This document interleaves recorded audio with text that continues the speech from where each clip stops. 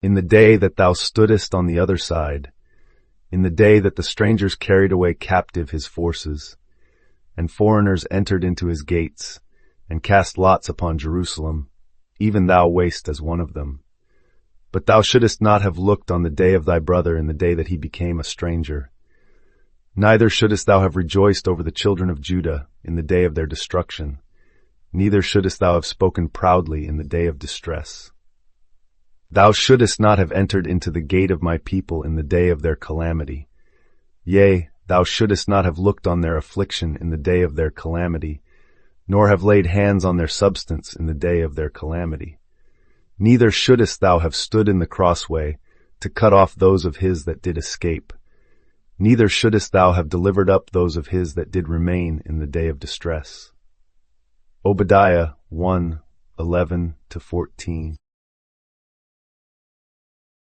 You will find in Obadiah's bitter rebuke a mirror held up to the one who stands aloof from a brother's pain.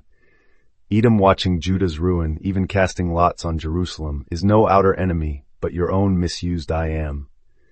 In that moment of indifference or secret delight at another's fall, you step away from the living name, from the one consciousness that is the sole actor in every scene. I am moves unmodified by justice or pity, and in its first unfolding, it is sheer power all-consuming, uncompromising. When you rejoice over another's distress or seize his goods, you are wielding that power against yourself, for there is no other. You harden Pharaoh's heart. You condemn your own son. You reap a harvest you sowed in self-judgment. But the same I am that plays judge also plays mercy. Every act you project upon your brother returns to you as the fuel of your own liberation or affliction. To rejoice in calamity is to forge your own shackles.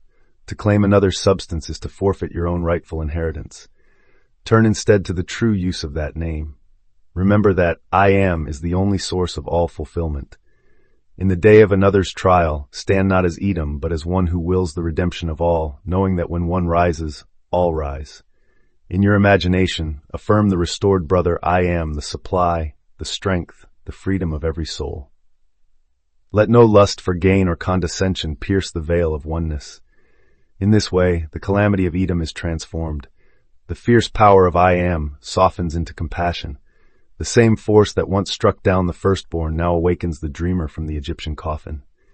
You too, awaken melted in gold, embraced by infinite love, one with the one who is forever I am.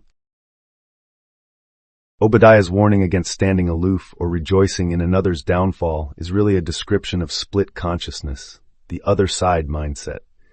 One part of us identifies with fear, envy, pride, or schadenfreude, the other part with compassion, unity, love. When you look on the day of your brother's distress, you inhabit the fragment that judges and withdraws. Psychologically, this is the ego's self-protective stance, the witness who delights in separation. In mystical terms, every judgment or act of rejoicing over another's suffering is a seed sown in consciousness.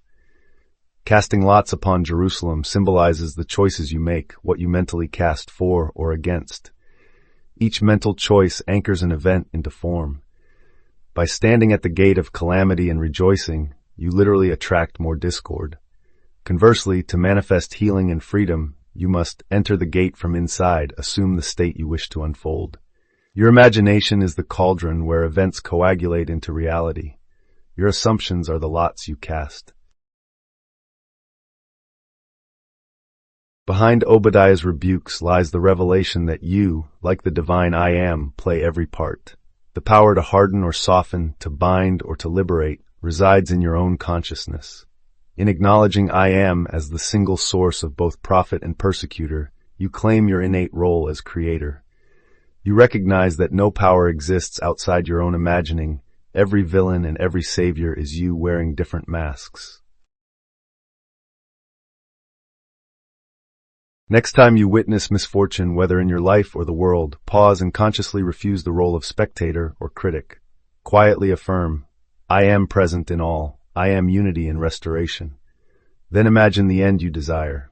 People delivered, hearts healed, abundance restored. Hold that scene in feeling and faith as already accomplished. You have now cast a new lot in the field of consciousness. A bridge of events will form to bring that inner assumption into outer experience. In this way, Obadiah's ancient admonition becomes your daily tool for transforming separation into wholeness, revealing that at every moment you are the I am power behind all unfoldment.